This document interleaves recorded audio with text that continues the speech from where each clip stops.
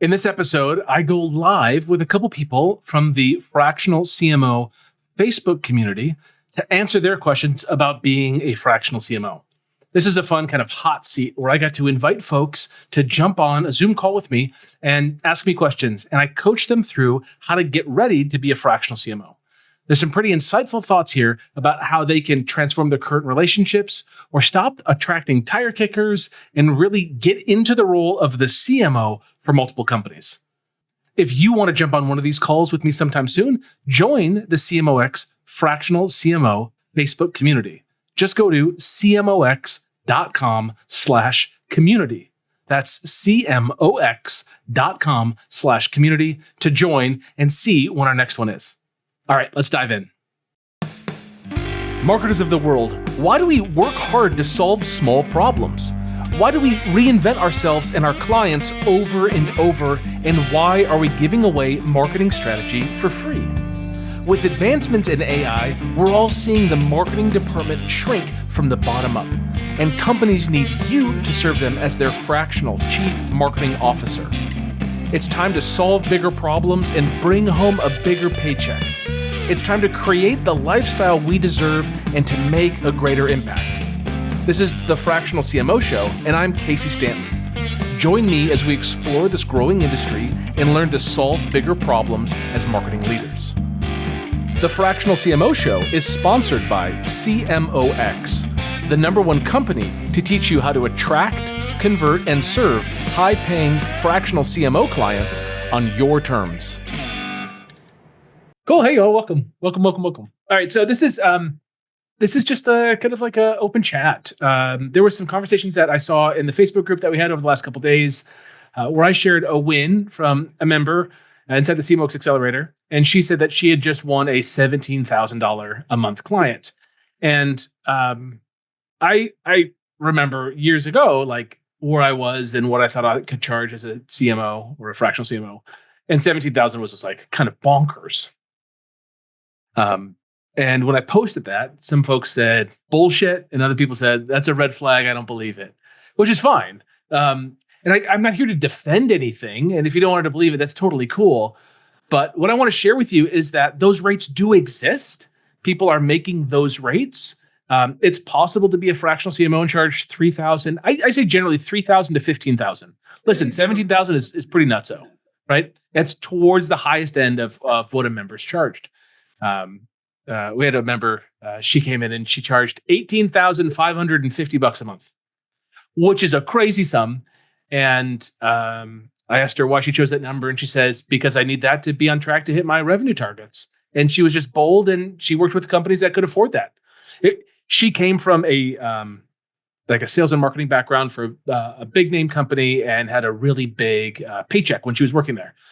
So she had some assumptions of what she was worth, and she sold herself as that, and they bought. So it's possible to charge those kind of rates, $17,000 a month. Absolutely, that's possible. Is it likely?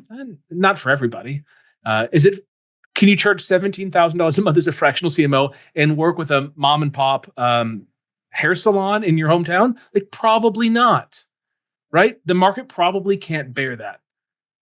But they certainly can bear a fractional CMO at an appropriate rate. So I'd love to talk about that today, and kind of any other questions that you have around being a fractional CMO, kind of getting your head in the game. Hi, Casey. This is the first time I am here. First time joining the live call, and I was really intrigued about the 17,500. I do right now. Where I am at is that I have a sort of like a marketing agency that charges about like $2,000, $3,000 per month, and that's doing like a lot of work for the clients, like social media marketing and stuff like that. And so now I'm thinking about being very selective with the clients that I work with, because that one is really volume driven rather than value driven. And I do want to understand what are those niches, or what is that criteria that I need to look for, so that I'm very much targeted in terms of the kind of client that I work with that could potentially pay me at least like $8K and above. Okay.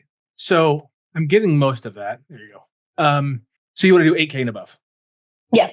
And what's a typical client that you're working with? You said like $2,000, $3,000 a month? Yeah, these are real estate clients. Yep. Some are in investing, real estate, wholesaling, also brokerages. They are doing about like 3 mil per year. Mm-hmm. And I am not so sure what would be the revenue that the company should be having in order for me to target better. Okay, good question. Well, I think brokerages and wholesaling is like very different. Right? Wholesaling is my experience of wholesaling is just like people boots on the ground, knocking doors, trying to buy houses, getting them under contract and selling the contract. So it's a high profit game where marketing is important to get people to raise their hand and say they're interested in selling their house. Brokerages, I don't really have any experience in brokerages, so I don't really know that model. But let me just ask you, if you did a great job for them and you really helped them grow, like what would be a good basic marketing budget that you would need for, like, let's just say ad spend? What would you want to spend a month in ads?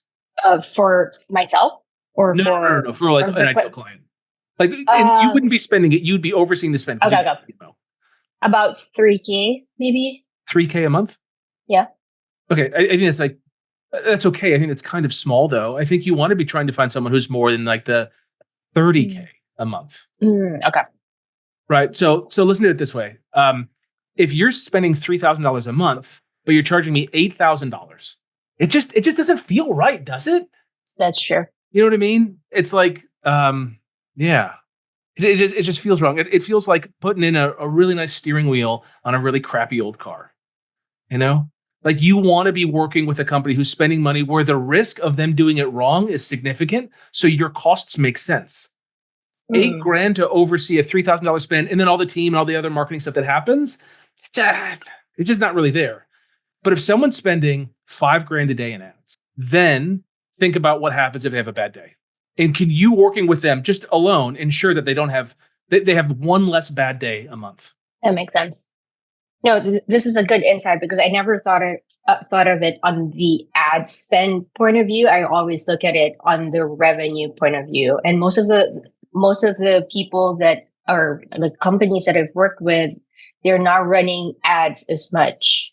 And so there's really not much risk on their end. They're still just about to, scale. And so I think it does give me a good framing now on like how to look for those. And then one thing Can I just give you a caveat on that just before we go on? Go ahead. The caveat here is they don't have to have ad spend, but they have to have investments in marketing. And like generally, like I want ad spend because ad spend accelerates marketing. Like, you all can do all the best marketing for a client, but if nobody sees it, it's worthless. So you want to get eyeballs. And how are you going to get eyeballs? Like my favorite way is just ads because it's like the easiest and it's programmatic and we can just turn up the volume. But that all said, your client doesn't have to have ad spend. They might want to move into spending. They might want to grow over the next quarter or 2 quarters to do that. They might say, hey, man, we finally have maybe they're working in private equity and they have a project that went all the way through a life cycle. They have a bunch of cash. They're like, we want to spend now. Or in 6 months, we're going to spend, but we want to build a marketing team first. Those are all significant risks for them that your fee helps them reduce the risk on. So that's how you got to see it, I think. Okay. One last question for me would be on the niche. Because right now I'm doing real estate and I'm very new in that space, but I do want to learn more about it because I do want to be a real estate investor at some point. Sure. But also my background has always been in CPG. And so for me, like I'm also thinking about like how do I increase my chances of getting that higher number, right? So that I could have more cash flow that I could invest back in, other so the biggest thing is just no CPGs, consumer packaged goods. So like Doritos or canned drinks or whatever. I used to work at Nestle, so great. I don't know how to kind of like leverage that, and I know CPG is very different when it comes to like the fractional CMO thing, and it's also like I don't know. CPG. Yeah. So you have something from what'd you say, Nestle? Nestle, yeah. So you have insights from Nestle that are interesting. Those insights can feel oversized for smaller companies. But if a company's doing 10 million a year, you knowing what you know about CPG for Nestle, like, could you help a company well? Like, what's the ideal company? You tell me. I don't know what it is. So what do you think? Like, if I put it in your lap, the perfect company for you, Min, what does it look like? I would love to work with like Liquid Death or Yeah. So like they launched at like a yeah, multi-billion-dollar valuation. yeah. So they're not looking for help right now. But like, what would be another company like them? Like, give me another name. There's also Simply. They're expanding their headquarters, their reach in Philadelphia. I don't know if you've Who heard is of them. Simply, Simply? No. How do yeah. you spell it? SAMPLY? SIMPLII. Or IMI. I don't know if you know IMI. No. Okay, so these are some brands. And what do you think their Yeah. approximate revenue is? About 10 mil. Okay, cool. So I think that's a cool spot to kind of start looking at CPG. CPG is expensive. Shelving, shipping, packaged goods is an expensive business. It's very different than a digital product. A digital business that's doing $2-3 million a year might have 40-50% margins. Yep. CPG company doing 10 million a year might have 20% margins, maybe less. Yeah. And I'm also thinking that will be more competitive on the marketing side because they do want to have an established, marketing foundation because it's so strong on brand. It needs to be so strong on branding. So the kind of caliber also and the competitive in that lens might be difficult for me. So I guess B2B is more or less like a white space. Okay. I mean, if I had to choose, I would choose B2B. I like B2B. That's my favorite place to be. Higher ticket. And typically, like, Min, when you buy something for your business, you're going to invest in a different way than if you buy it for yourself as a consumer. You kind of check the price as a consumer, and as a business, you see, can I get an ROI on this? So I like B2B. I like B2B high ticket. That's where I like to work. So I think your best bet is just CPG and real estate are very different. And I think you should choose one, and either is fine. If you want my opinion, I think real estate bubbles, like it goes up and down. And if you can ride those waves, go real estate if you know it. And if you don't, go to the place that you know that's more evergreen, which is probably CPG, and work there, establish yourself as a strong fractional CMO in CPG, and then like make money and invest in a course or get a mentor into real estate investing. But don't think that just because you're adjacent to real estate investing, that you're going to get smarter at real estate investing, right? Yep. Yeah. So you can go win a client, I think, in CPG. I think that'd be a better place for you than real estate. That's my personal take. But you could choose real estate if that's what you want. That makes sense. Okay. Thank you. Do you feel like you're walking away with this with like clarity on size of company? Yes. So I would need to look into like who are those that are expanding, maybe getting more funding, right? Also doing more ads at the moment. That's kind of like where I am right now. And I think I do need to leverage more of my experience so that I could get a higher ticket client. Great. Yeah. And remember, like, we're not bending the arm of the client to get a higher fee. We're solving a problem big enough that our fee makes sense. Yep. Yeah. You want to be in the way of deal flow and solve bigger problems. Cool. Okay. Thanks, Ben. Appreciate it. Yep. Hey, Joshua, you mind if I pull you in? Yeah, of course. No problem. Cool. What's up, man? What's up? So you got some questions. Yes. Let's let them rip, man. What's going on? Where are you based? I'm based out in Houston. Cool. So I currently work as a part of a marketing team for a law firm and kind of have a little marketing agency on the side. And, I'm just discovering, before I worked at the law firm, I was working at a real estate company as like a marketing assistant. And I worked with a fractional CMO, like overseeing me. And I kind of leveraged that to kind of somehow find my way into this law firm, and just being in this niche. I'm like, dang, they're spending like $100,000 on just like marketing a month. And I'm like, man, I want to grow in like that aspect in this niche. And so I'm just on here I just hopped on, saw the email and just on questions, Yeah. Any specific question around that? Yeah. I mean, what would kind of be, my thing is like, I kind of found myself in the marketing space. Like, I feel like I have kind of doubt in a sense of like, do I need like training degrees? No. Do you need a degree? No. Yeah, to kind of be in that headspace of like, I want to be like fractional CMO and really own that space.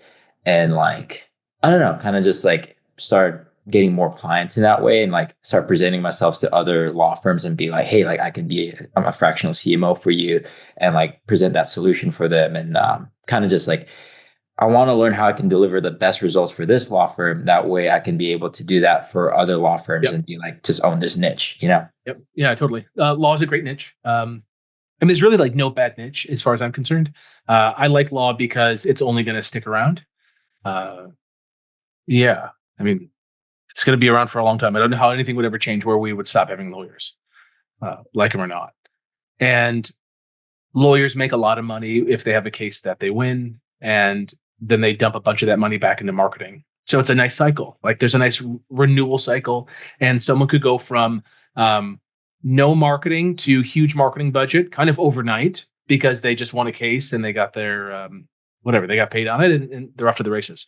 So it's a good niche to be in. I think it's a fine one for you to commit to, and like commit to forever. Like that's just it. Don't have wandering eyes. Just be there.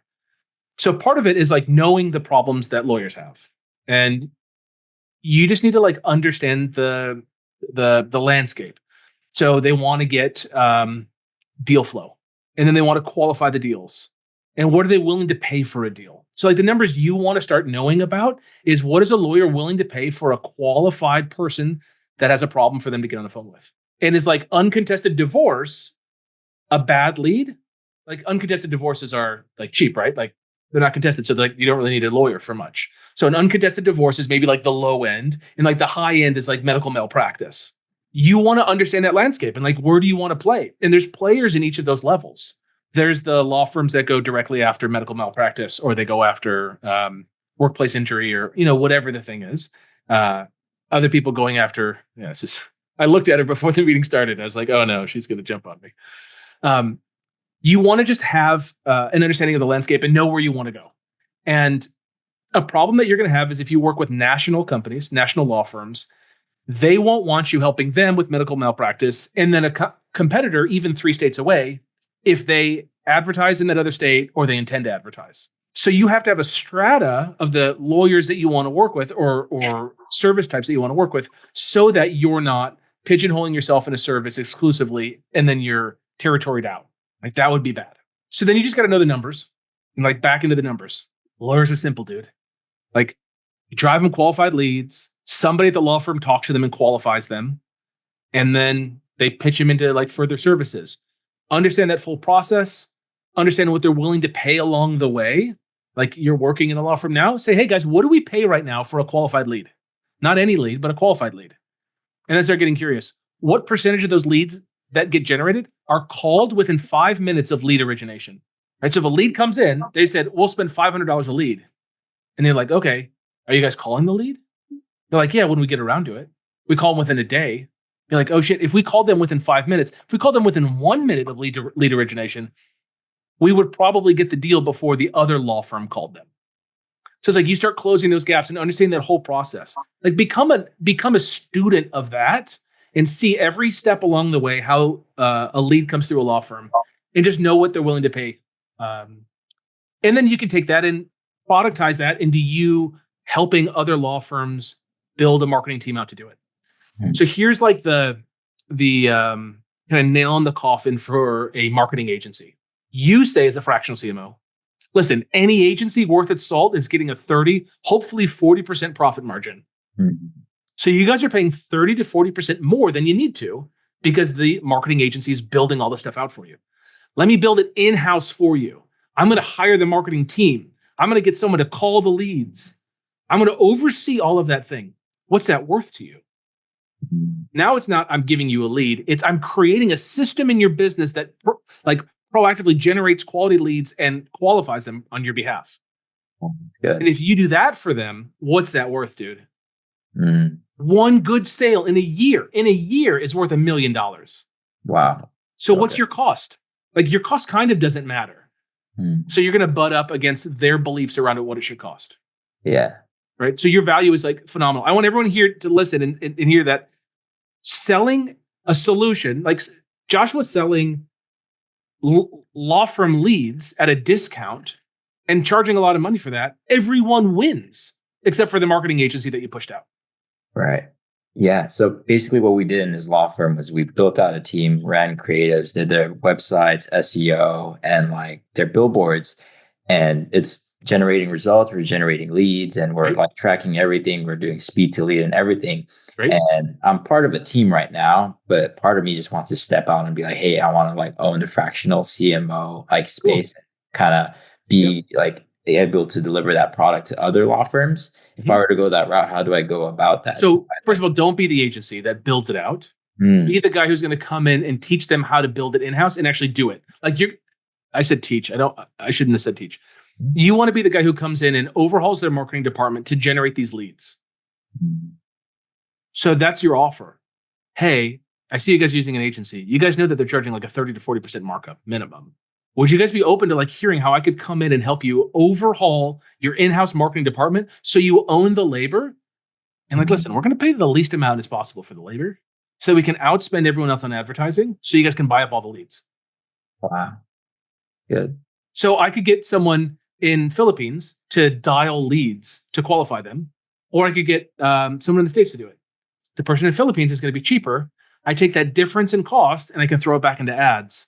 Now I'm more competitive because I have more money to spend on advertising. So you want to just like drop, like as you drop the cost of the marketing department, you can spend more on advertising. So then you can outspend everyone else. Yeah, no one's saying you can get AI to do it. Yeah, dude, totally AI is coming. I mean, there are places that, voice.ai and some other tools like that, that you could look into, Joshua. But like certainly this year, AI doing outbound phone calls, like follow-up call calls, totally likely to do. So you're going to see a lot of that. But again, those are going to be AI agencies that are going to sell an AI service and they're going to take a markup on it. Or you're like, hey, let me just hire an AI expert for $5,000 to build it for us, and then we'll own the technology. Last thing on this is that you're building up the intellectual property in the business, Joshua. And I want everyone to hear this. When you go work with an agency, and listen, I don't think agencies are all bad. I like agencies. I think it's a good business model. But when you work with an agency, they build up the intellectual property. They build up the systems.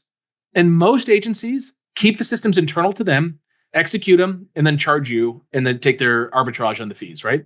They pay a guy $20 an hour and charge you $100 an hour. And that's just the process. You leave the agency, you lose the process. They never give you the processes. Or they're like, it'll take us 6 weeks to offboard and give you all these processes and it'll cost $20,000, whatever. That doesn't help the law firm. The law firm wants in-house marketing strategy process so that they don't have an outside vendor who's like controlling them. Because what if that agency was like, Joshua, we're out. We just got acquired. We're shutting down the business. The business owner died.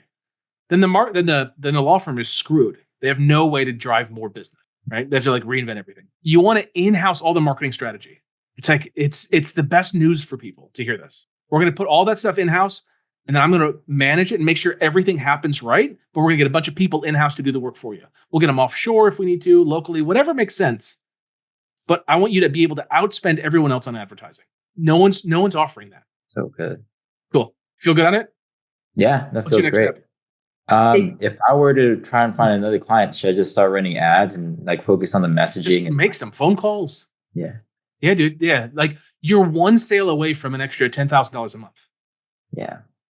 You can run ads, but like ads to lawyers for marketing stuff, that's not cheap. Like you might get to that point, but go slog it out. Go ask your buddies. Go ask the law firm that you're working with and say like, hey, I'm thinking about doing this thing. If this is appropriate, know your relationships. But say like, do you know anyone that is outside of what you guys work on? Do you know anyone that's in corporate law? Do you know anyone that's in whatever that you can just introduce me to? It's good. Cool, man. All right. Hey, Casey, I want to just add, because Joshua, I loved you had a bunch of questions, and I want to be really clear in how he's asking it, because a couple others are as well. He said, should I build out a website, social media, work on my messaging, all that, and then launch ads? And should I get CRM? So like, get a sale, dude. Quit standing in your own way. Go get a sale. Like, listen, dude, I'm holding your family. I'm holding your, what is that? A Rocket apartmento behind you? Is that your espresso machine? Yeah. I'm holding that hostage. The only way you can have your beloved espresso machine back is if you get a sale. All right. And for So how every should I day go that about, you delay, I'm going to hit it with a hammer. What are you right? doing? Are you building out a social media profile? Come on, go get the sale. Go get the deal, dude. We're talking about one. We're not talking about a pipeline that feeds you forever. We're talking about one sale. Go get it. Should I go on like LinkedIn or just find warm contacts? I always start with warm contacts. And then with LinkedIn, you can just do outreach and say like, hey, I'm just trying to learn more about the industry. Here's what I'm thinking about doing. You know, who do you know that you could introduce me to? You can run that route if you want. But I'm going to my buddies first. Hands down, dude. Someone's working with someone where you can have a conversation and just try the conversation on. You'll probably blow it the first time. But every time you say it, it makes more sense to you. And then your confidence grows. And then people pick up on that confidence. So good. Yeah. Don't build a damn thing. If you want to buy a .com, redirect it to your LinkedIn profile. Wow. Don't build a website. Don't do that. Don't waste your time. Go have conversations with check writers only. Wow. Don't ask your friends what they think of the offer. Ask a check writer. Exclusively ask a check writer. My wife, I don't bring up business ideas to her, right? Like I don't, because like she's not the check writer for it, right? Like that's the wrong person. My buddies who won't buy my product, I'm not asking them for their opinion. I'm going to go to the check writer and ask them for their opinion. That's the only opinion that matters. All right. So go like book a call. I dare you by the end of this live stream, what do you got? 22 minutes or 32 minutes? Get a call. Like do an outreach right now to ask someone for a call. Got it. Cool. And last thing for you, look up Robert Greene's 48 Laws of Power, Law 13. Law 13. Law 13 states, don't ask for someone's gratitude or mercy, only appease to their self-interest. Don't ask, hey, can you help me? Can you do me a favor? Appeal to their self-interest.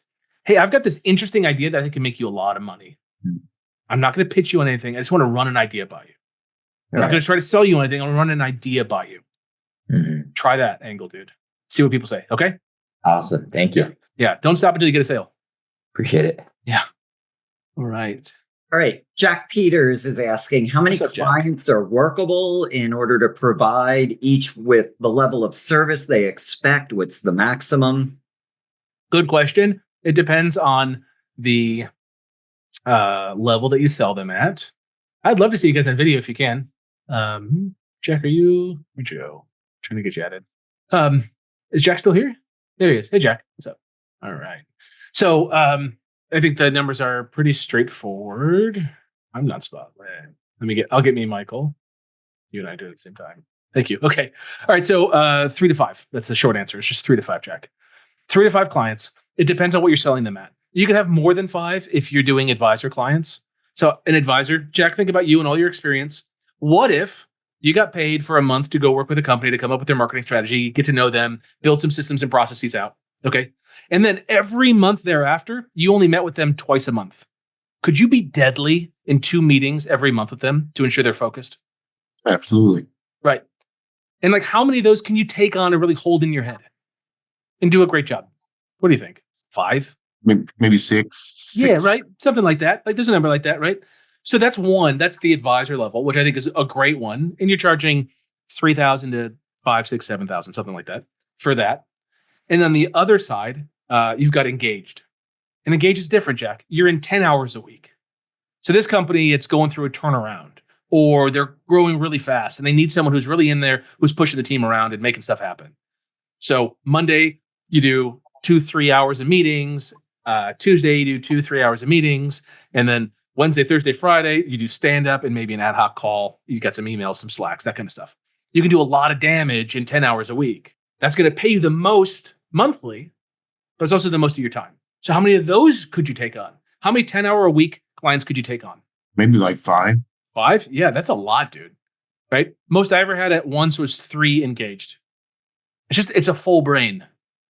And I don't have like a lot of space in my life for other stuff. Like hobbies kind of go, health. I just kind of lose my edge at other things in life. I'm not making good food in the kitchen, but I'm making really good money. So you've got the engaged and you've got the advisor, and then you mix the two. So Okay. someone's engaged for a while. They might be engaged, Jack, for 6 months. And then instead of you being done, you drop down to advisor. So you go from $10,000 a month to $4,000 a month. And then you just cruise on that for 2 years.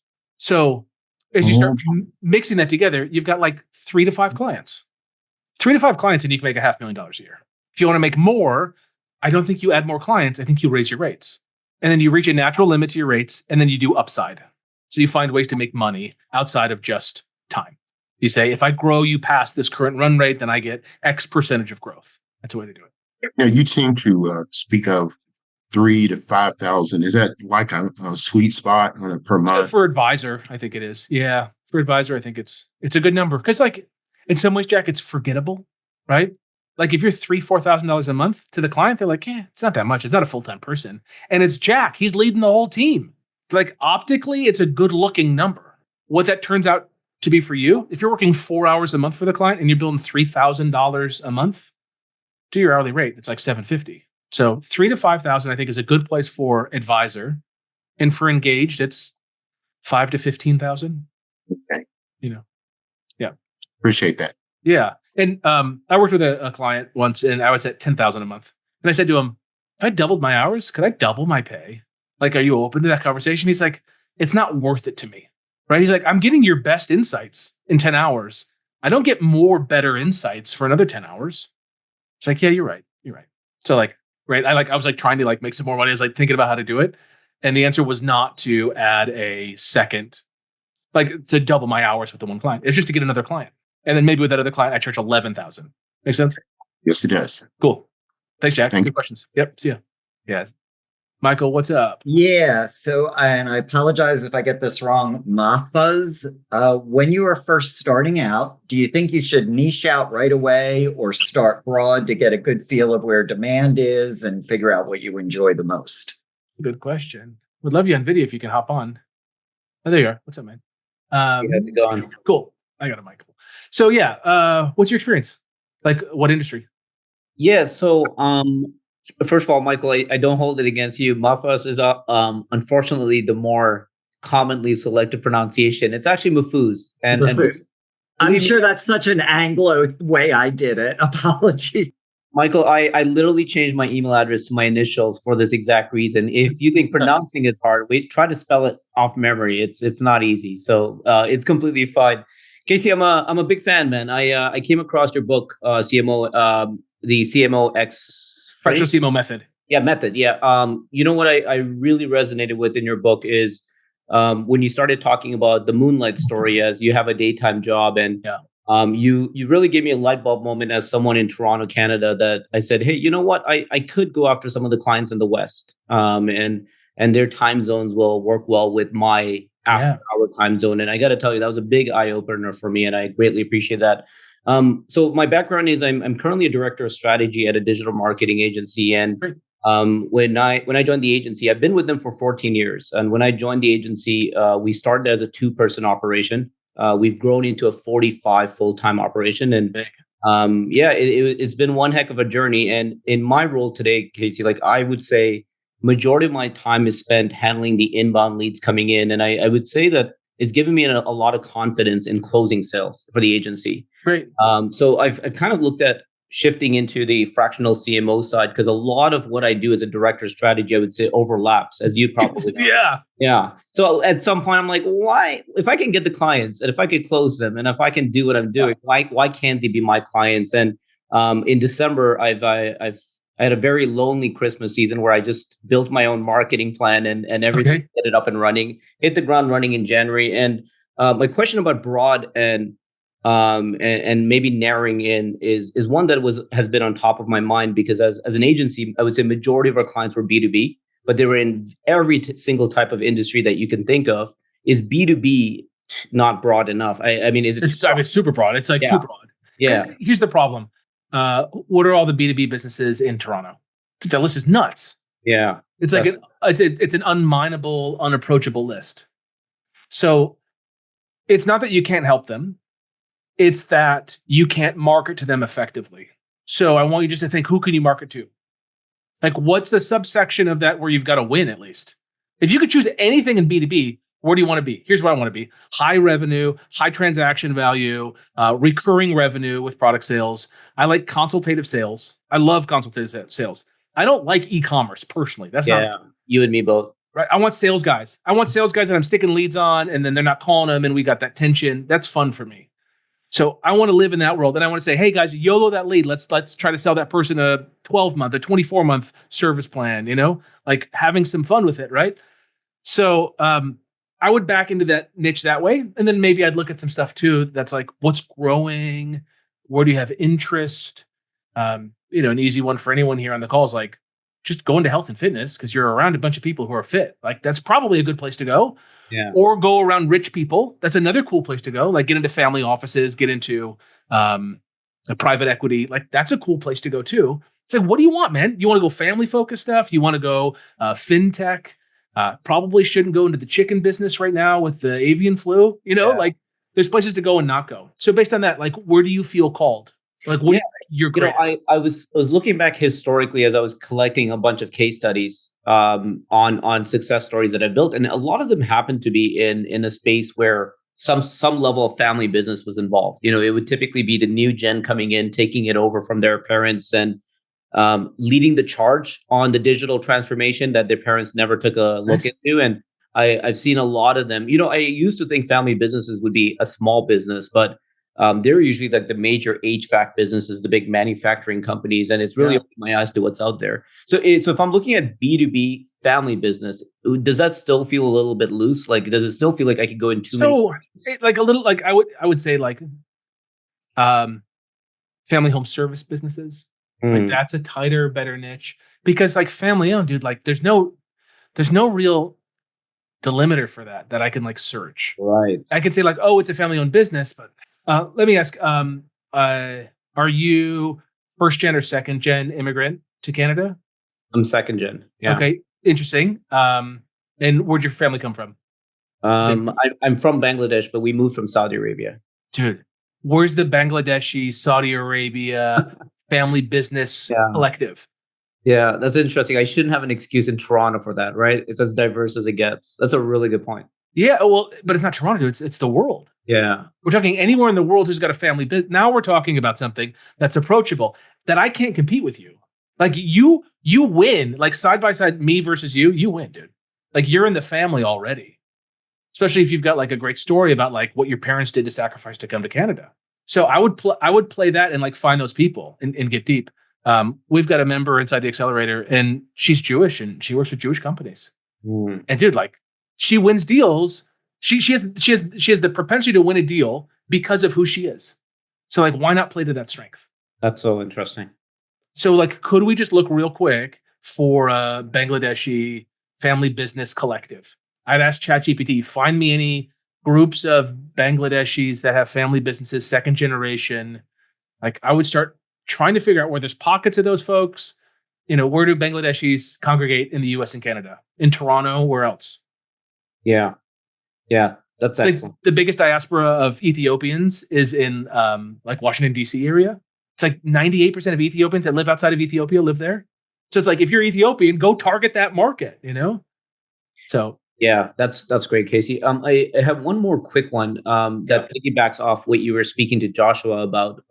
So one of the skill sets I picked up in the digital agency is actually doing good inbound advertising, and I've attempted it, and I gotta say it was a bit of an eye opener because I found there's a lot of people searching for fractional CMOs on the search engine, and fractional CMO agencies and fractional CMO firms. A lot of fractional CMOs doing it, just to be honest. Yeah, and fractional CMOs are looking for competitors. Yeah, I was thinking that, or they're trying to learn how to do it. So you gotta, we kind of polish around the corners, eliminate the how-to, the career type of keywords. Now, have you seen any success, whether it's yourself or those in the accelerator, with doing the inbound initiatives, or do you come back to, hey, let's not focus on that at all and just go in for the So I think LinkedIn is a better approach to that. Is it? Yeah. Yeah, because I think the word is too nascent still today.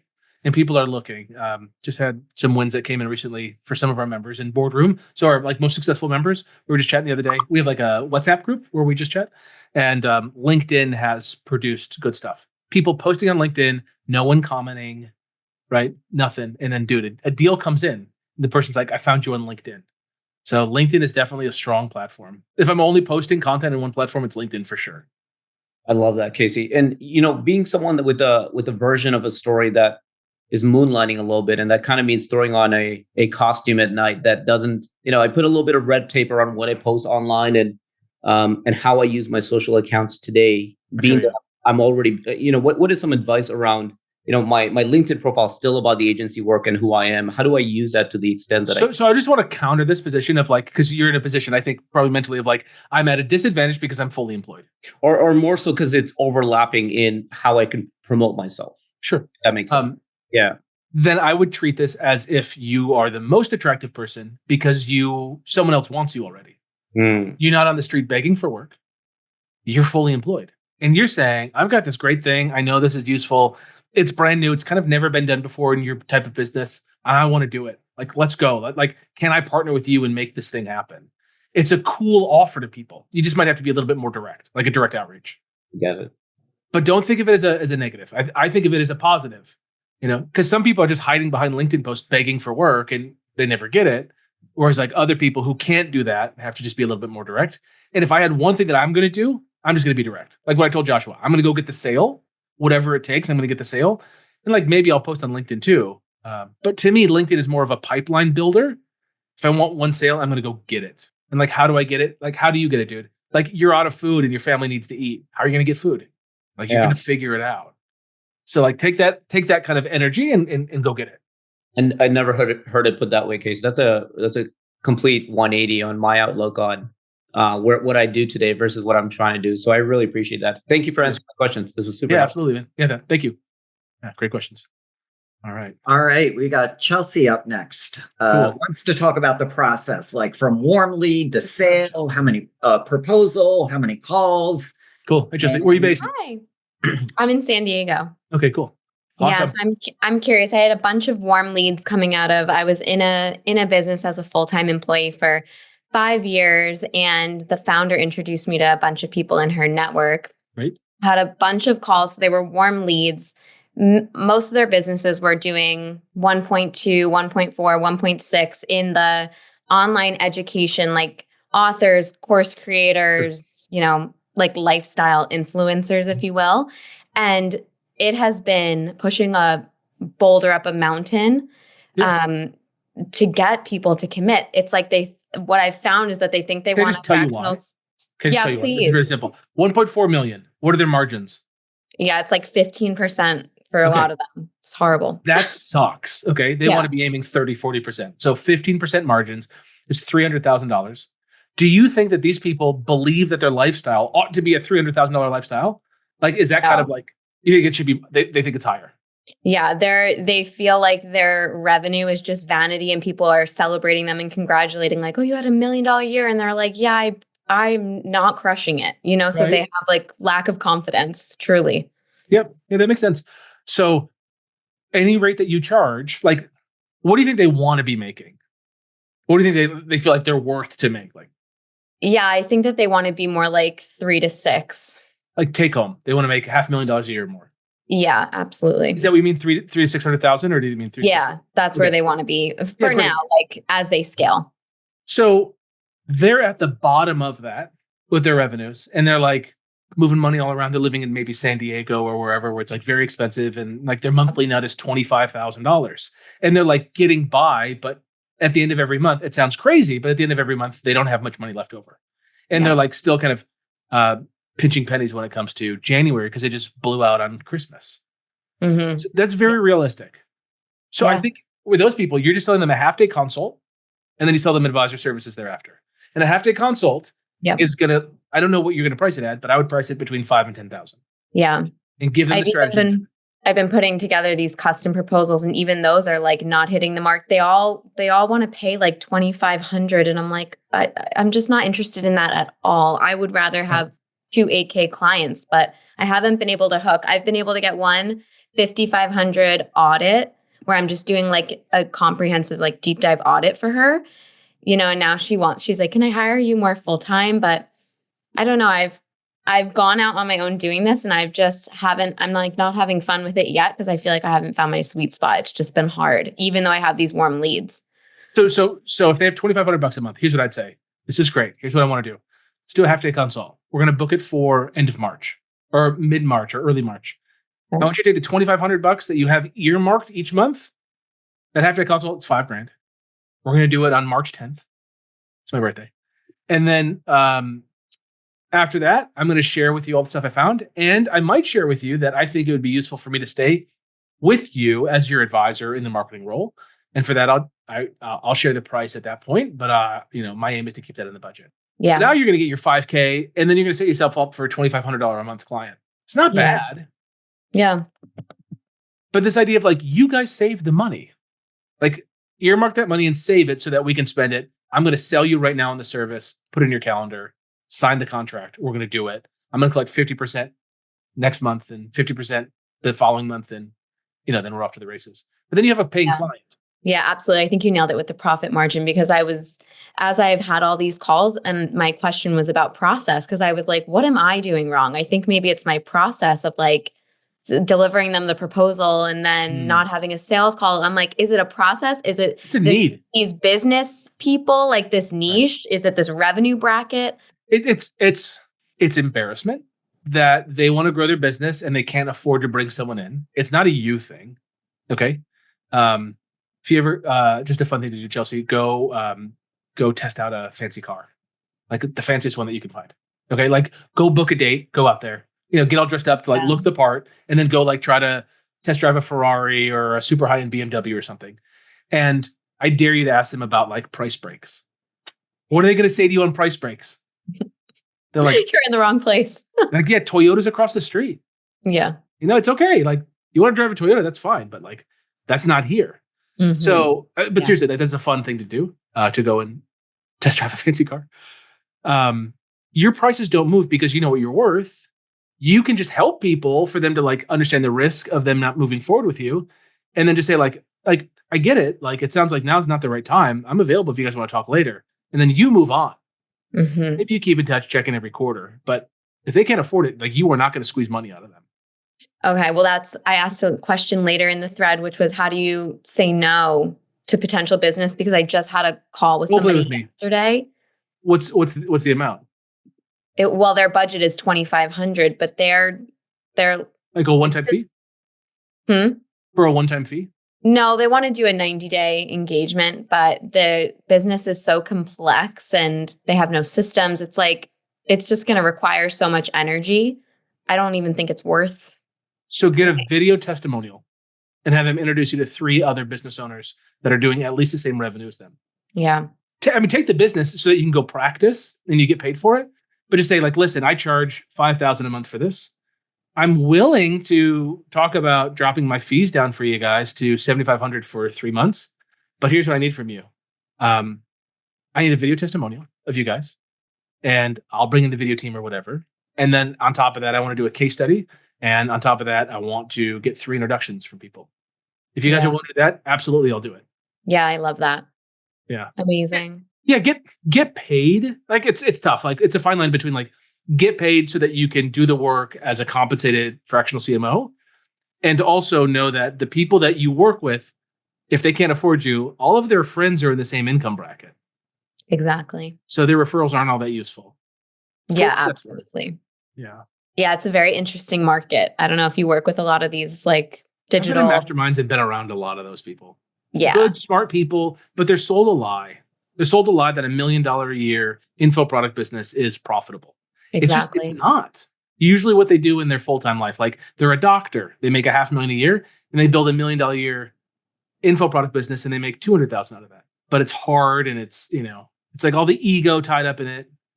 I know. I kind of want to break into more of the health and wellness and work with a wellness brand. I'm like, So I kind of am ready to get away from this influencer lifestyle creator market, especially after this experience so far. I'm like, I think I'm ready for a bigger fish, Yeah. Yeah. I'm still in touch with people that I had those same relationships with, that were just kind of like barely making 7 figures or low 7 figures. And my sales conversations with them were always like how they could snag an idea and like run with it and try to poorly implement it or something. Or they were just frustrated they never got to implement. I mean, it sucks. It's a tough place for them to be. It's kind of like they're kind of stuck in the mud and they can't do much about it. Totally. Yeah. They want the person to execute as well. So I feel like when I'm having these conversations, I'm like, it sounds like you want a coordinator, actually, not a CMO. Right. And I would bring in a marketing technician. Yeah. So part of your half-day consult is you would write a job post for a marketing technician And we've got that in the toolkit, cmox.co/toolkit. You can just snag the job post and post that and hire someone at 20, 25 bucks an hour, 30 bucks an hour that does all the work for them. You can do that. Yeah. Those people exist. They probably don't exist in San Diego, but they probably exist 60 miles east. Mm-hmm. You know? Yeah. Like in the desert. There's a lot of people that are looking for work like that. Totally. Oh, this is so helpful. Thank you. Yeah, go get them. Sorry that's been kind of a sticky one for you. Yeah, I've just been confused. I'm like, all right, back to the drawing board, but this is good. Yeah, for everyone here, punch up to a bigger client.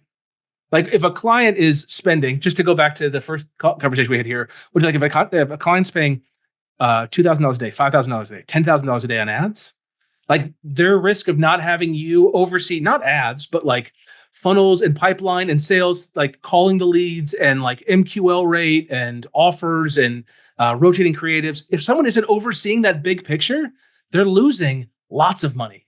I blew $20,000 one day. I was working on an ad campaign and we had an issue and we lost $20,000 in wasted ad spend.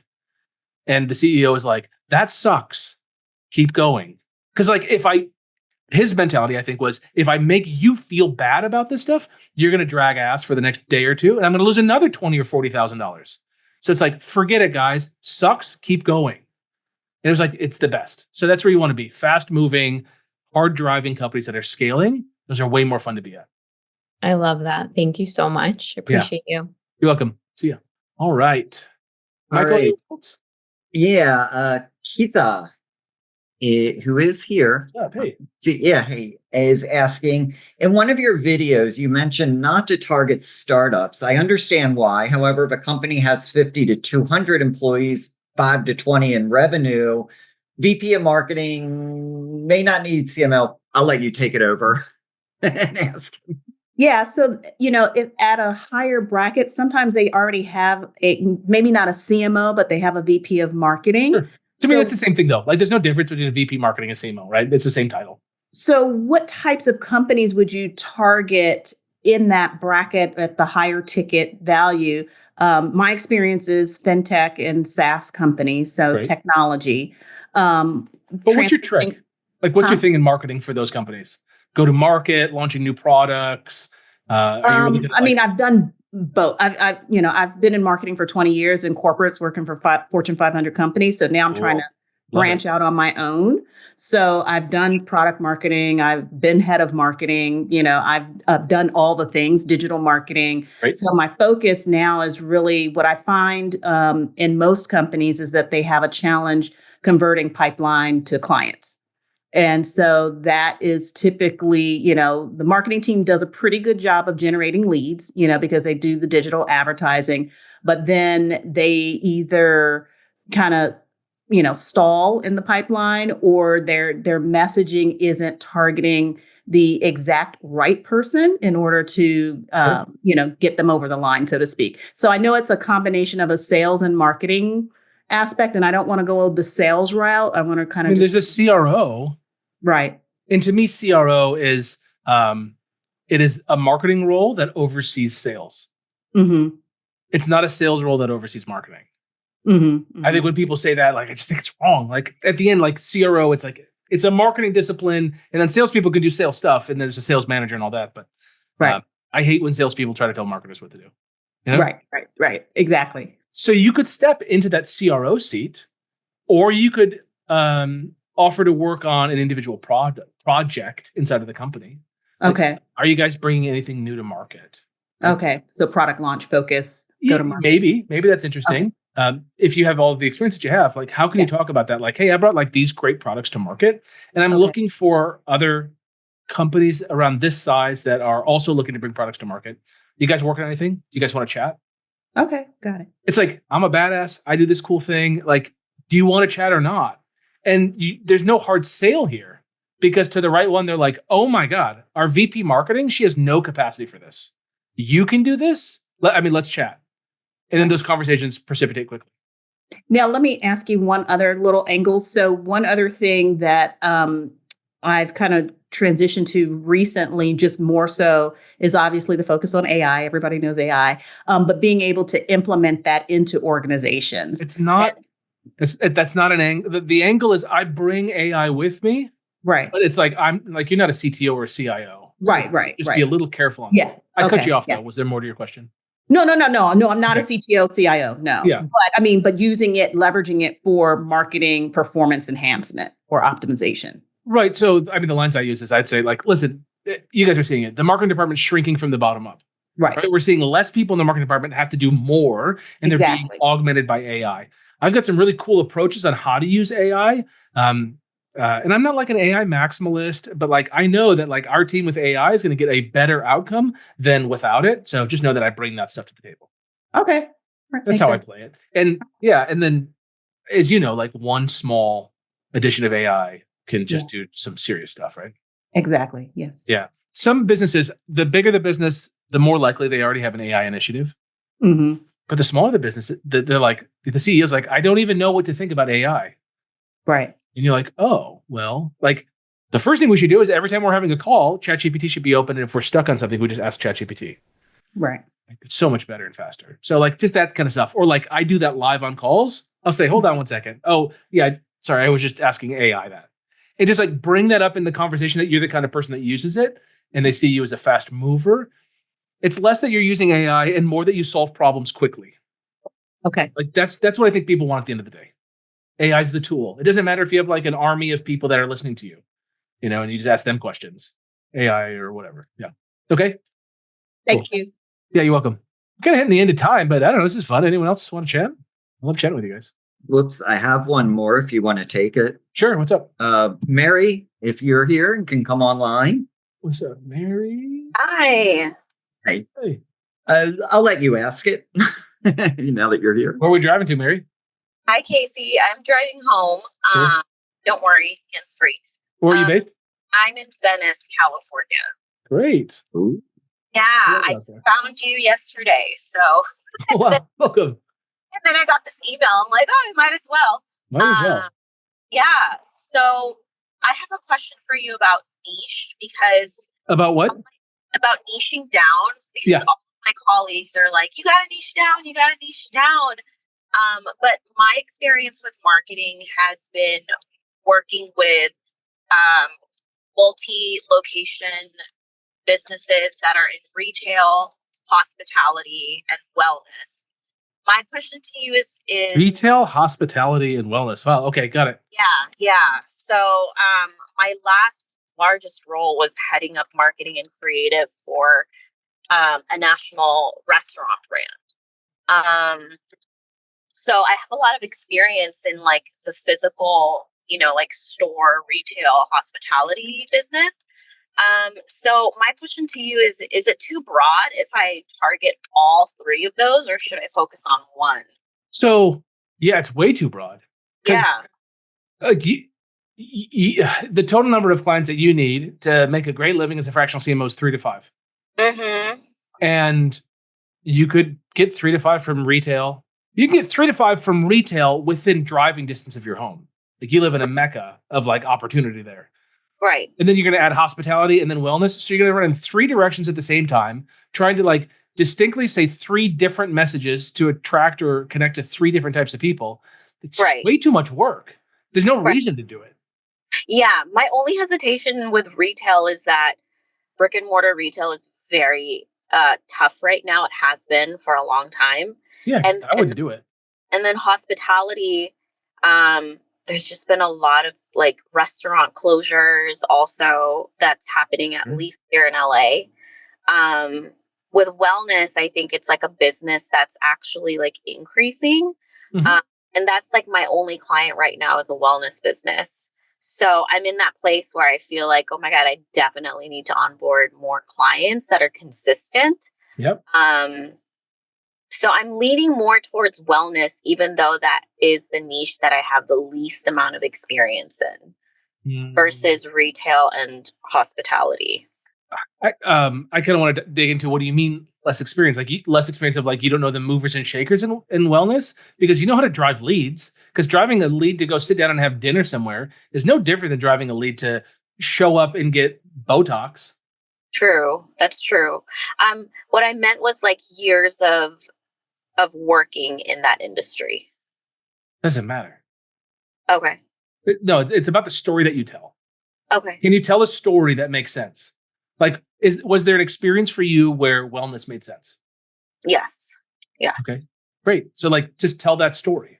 Okay. We've got a woman in the accelerator. She is awesome. She worked for a tobacco company, and she had a moment where she realized she's done. She's done working in tobacco, and she got healthy herself, and now she's working with better for you brands. Okay, that makes sense. Because the restaurant group that I worked for was actually all about like healthier eating and sustainability and farm to table. So I think that goes hand in hand with wellness. Sure. And you also don't have to like tell yourself these things. Like if like in some way you're trying to convince yourself. Let me just tell you, it doesn't matter. It just doesn't matter. Here's what matters. You have a solution to a problem someone has. You're in front of them. They're going to hear your solution. Like it becomes interesting then. You don't have to have this tenure of all this stuff. It certainly doesn't hurt to have it. Okay. Right? But like, yeah. I mean, I could give you more examples. Like just, there's like these permission gates that you might think that you have to walk through. And let me just tell you, you don't have to have them. At the beginning of the call, someone asked, do you have to have a college degree, like a marketing degree? I got a 2.54 Michigan State and environmental policy. Right? I got a 1.0 my first semester. You know, like I don't have the degree. Am I really good at what I do? Yeah. Why? Just more time in the game. I play. I care. I'm just like, I didn't get it because someone taught it to me. I did it because I've just won the clients and served them. So if you've won clients and served them, take those lessons, apply it to the next client in front of you, and just be dogged on supporting them. It doesn't matter if you have deep experience in wellness. What does that even mean? Like, you know who the manufacturers are of Theragun? Like, it doesn't matter. No, I do not. Yeah, who cares? Like, if I put in your lap I don't even know what you're considering wellness. Like, what's a dream wellness client for you? Like a pause studio or All right, so let's go fitness franchise. There's a cool fitness franchise, boutique concept in your area that you love. Yeah, pause studio. What is it? Pause? Yeah, they have like locations all over the country. Great. Perfect. So the Now Massage is a dream client. Yeah, cool. Okay, great. Pause studio. Let me look at it. And this is like, what do they do? Services. Okay. IV drips, float, infrared. Great. Okay, cool. You could attack this. Like this type of business. What I love about it is you said multi-location. So you do have some multi-location experience. Mm-hmm. I love multi-location. That's my favorite place to be. Because it's one marketing strategy stamped out for a bunch of locations. And as long as like 90% of the marketing strategy works for every location, it's done. Yeah. So you could go after franchises or multi-location wellness studios and just say, I have a lot of experience in this. Mm-hmm. They're like, do you have a lot of experience in IV drips? You're like, no. I have a lot of experience of getting people to show up 2 places in person and spend money. I love it. Okay, great. This helps so much. Yeah. Okay, cool. So no permissions needed. If you need it, here it is. You are allowed to go sell your services. And just know that like these people are in pain. And if you provide a solution for them, it's worth it. Yes. Yeah. You're right. Okay. Thank you, Casey. Yeah, you're welcome. Thanks for being here. See ya. Casey, are we doing a post call check-in with Joshua? Joshua, I need a status update. Thank you, Michael. Very important. None of this stuff is like Netflix. I hope you guys know. We show up here, we work. On the calls, we do outreach. We never delay that stuff. We don't take it as homework. I don't do homework. I also don't work on Fridays. So this is my last day of the week. Joshua, what's up? Yeah, I found a contact that is her husband is like the owner of a law firm out in Cali. So I'm going to reach out and just have a conversation and see like what they're doing for their marketing. Do not sell him anything. Say, hey man, listen, I am not trying to sell you anything. I'm trying to understand the market better. Here's what I want to do. I want to help you. Like, I want to help law firms build an in-house marketing department because these agencies are just robbing you guys blind. How can I talk about that?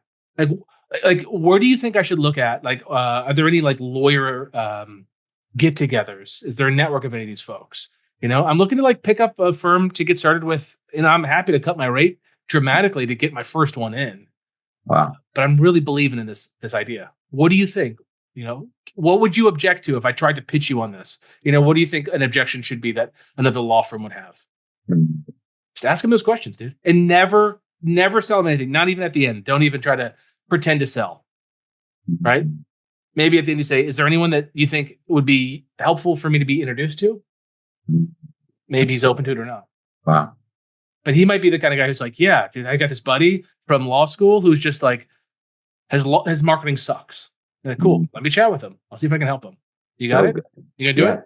Man, I'm gonna even try to find other like law firm get-togethers, like what you're talking about, and just get in the room and just have conversations, But yeah, man, thank you for all this. There's just tons of value. Yeah, happy to help. I mean, I want you to get that first client. So maybe the like getting in the room, like that's cool. Here's the problem with it, dude. You got to get dressed up. It's like during business hours. It's a whole pain in the ass. You got to pay for valet parking. I'm trying to get meetings set up digitally. That's ultimately what I want. I want to be in my underwear making like 6-figure deals. Okay. So try to solve for that and don't like try to get too face to face. I don't know if you'll benefit from face to face. I see. Cool. All right, man. Good job. Awesome. Thank you, Casey. Yeah. All right. And, Casey, I just want to highlight again, he came into this with, what do I do? Who do I talk to? How do I start? And look how quick he's already got someone to talk to. And this is a big part of, what you preach. It's about taking the action. Yeah. That's it at the end of the day. I just see one thing here from, is it Ruchi? Do you want to come off mute and chat? I'm happy to answer your question. Yeah. Hi. What's up? Can you say your name for me? You're good. Oh, okay. Cool. Great. Yeah. Hi. All right. So would someone from the West be willing to hire a fractional CMO from Asian Pacific? Mm-hmm. Where are you based? So working out of Toronto. Okay. But, I'm based largely out of India. I mean, technically, I'm supposed to be there, but I worked for my previous organization in Toronto, and now based here for a longer period of time. Why do you think that someone wouldn't hire you? Yeah, I mean, I think I'm loving the momentum that you're creating. I mean, I do have confidence. But what's the question? No. I have a real question for you. Why wouldn't someone from the West hire you? What comes up to you? You have an answer. Just say it. No, I think they will hire me. I come with the expertise. I come from the place where I understand business. I understand customers. I've been on the front side of it. I worked. Why did you ask the question? There's something behind it. What is it? I'm just not able to get to that point of doing that first connect and sales. I don't know. It's okay. How many people have you talked to about fractional CMO stuff? Just 2. Okay. All right. In high school, I asked 2 girls out. They both said no. But I'm married. It worked. I kept going. 2 is nothing. 2 is like warming up. 2 is you not even being able to say it correctly. Like you tripping over your own words. Like you're not very, very, not that you have to be persuasive. You're not very clear in your first 2 calls. You're trying it on, right? You're trying it on stage. Yeah. You got to get more reps. So do I think that someone from the West would hire an Indian that lives in Toronto? Yeah. Do I think that it doesn't matter where you live? Yeah, I don't care. Like, no one cares. No one cares. Like, the only thing that they would care about is if you lived in their backyard or not. If it's you versus another CMO side by side, and they live a 30-minute drive away, and you live somewhere else, maybe they go with the person a 30-minute drive away.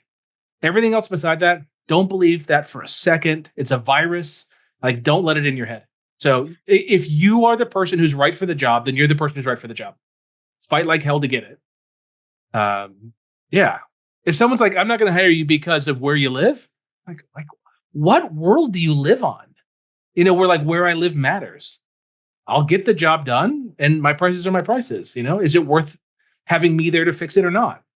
So yeah, I'm like, I'd be mad at someone if they ever said that. I've never heard anyone say that before. I would say though, we've got a member, she's in Portugal. She has an address in Oregon. She tells people her business is based in Oregon. It is. Is it any of their business that she's in Portugal? No. She never has to tell them that. It's like one of those secrets I just wouldn't share. It doesn't help you. Doesn't help. Yeah. Yeah. So if your business is based in Toronto, whatever, you're in Toronto. And just keep your virtual background up and whatever. I think it's fine. I think the second that you start changing your background and you're at coffee shops or at someone else's house or whatever, that like starts to erode confidence. But beyond that, it doesn't matter. I just want someone who's doing the work. I mean, look at Michael. I've never met Michael before, face to face. I've been working with you for how long, Michael? What do you think now? Since April. April, like 8 months. I've never met him face to face. I don't even know what room he's in his house. I've never seen that background like even flicker. I don't care. Michael could be in Portugal right now or in India. Yeah, yeah. But I think he's in Nevada. So it doesn't matter. Yeah, it's like let go of all of that disbelief. The real problem here is you haven't talked to enough prospects. Yeah. You haven't made enough offers. Yeah. And I think one more problem that I kind of discovered right now into this call was that I was investing too much time in creating my own portfolio and sort of a page and all of that. We do that stuff sometimes to convince ourselves. And there's value in that. I got to say, my confidence before a haircut and after a haircut, I don't know about you, but I feel a little bit better about myself after a haircut. Like if I'm going to go have a big sales call, I might get a haircut the day before. That helps me. So maybe you want to like polish up that case study. No one's ever going to look at it. Mm-hmm. Generally, in the lifetime, maybe 20 people will read your case study. It's not the case study. It's your belief that the case study is true, and therefore your confidence of how you approach the world. That's what people care about. So you don't need the case study, although it doesn't hurt, but it certainly isn't the reason. For so many people, I'll just say in the accelerator, when they post on LinkedIn, I'm a fractional CMO for this industry, that moment, something changes for them. It's an identity shift. And then if they build a case study, it's just more of an identity shift, right? After they have 10 outbound calls or 50 outbound calls, there's like an identity shift of them internalizing it more. And that just grows their confidence. And everyone picks up on that. There's an energy to that. So thank you so much. You're equal to everyone else here. Like regardless of where you're from or where you live, it doesn't matter. It's like, can you solve the problem and do it exceedingly well? If you can, then you're the right hire. Cool. Thank you. Thank you so much. Yeah, loving your calls. Thank you. Okay, cool. It's so funny how much of the stuff with growing your own business is just like head trash. And that's one of the things that we do in the accelerators. We work through that. We've got Raphael on the team who's been with me. He was my assistant. And now he's like, I don't even know what his title is. He's just like the sage, Michael, right? People get on calls. We have like unmetered calls with Raph, and he just like helps people overcome these internal blocks. When it's like your partner, like your spouse doesn't believe in you or doesn't think that you're going down the right direction or whatever, but like then you're surrounded by all these other people that do. Or like your friends or your family don't really believe in what you're doing or think it's the safest move for you or whatever. But then you're surrounded by other fractional CMOs who are on the mission, who are investing in themselves, winning clients. You're celebrating, you're hearing like what they did right and wrong, how someone sent a proposal but didn't book a follow-up call, and then you pledged to never do that yourself. It's like those little things really matter, and they accelerate your way to win clients. So that's what we got. I'm going to wrap here. If you guys want to book a call with my team, just go to cmox.co/call. I'll write it down in here. HTTPS. I got it. There you go. Faster than you? Oh, I wrote it wrong. Thank you, Michael. Oh, you got me. I wrote it wrong, though. Okay. I got you. Yeah, thank you. You guys can book a call with the team. You talk to Justin on my team first. He's like, it's a 15-minute call. No pressure. He'll be on video. He'll just ask you a couple questions about you and see if we can help. And if we can, we'll book you a call with John or Melissa. John's been with me for years. Melissa's my wife's sister. And we'll see if we can help you. And if we can, we'll tell you more about the accelerator. So if you're thinking about getting help and support to being a fractional CMO, just book a call in and just have the conversation. I swear to you, there's like no pressure around it. And we just want to see if we can help. Yeah, Brandon, looking forward to seeing you on your kickoff call tomorrow. Oh, dude, it's sweet. I've been in meetings, Brandon. Oh, that's great, man. There you are. Sweet. Congrats. I'm excited to have you in. Awesome. Yeah, just reading that note from John. Cool. Awesome, man. Excited to have you here. Thank you all for being here. Don't forget, I got the podcast, Fractional CMO Show, doing about an episode a week, kind of figuring out some stuff, as you can see with the video and everything. So thanks for sticking with me through it. And again, at the end of the day, the only place I want to be in marketing is as a fractional CMO. Right now, that's the best place to be. Everyone else is losing work or they're getting squeezed on rates. But man, the fractional CMOs somehow keep growing. The market needs us more than ever before. Marketing complexity is higher than ever before. To me, this is my commitment. This is the place to be. I'll be here for a long time because I got to support my family. I'm a fractional CMO. I have clients. I serve them too. So I think this is the right place to be. And if you want my help and my team's help in getting there faster, winning clients, serving clients, book a call. I'll see you guys later. Thank you for being here. See ya. Thank you for sticking around for the full episode. As you know, learners are earners, but you've got to take action on what you heard today. For more information and show notes, visit fractionalcmoshow.com. If you'd like me to answer your questions on an upcoming episode, you can share your question at fractionalcmoshow.com. And last, please hit the like and subscribe button so that I know that this content is helpful to you. All right, go get them.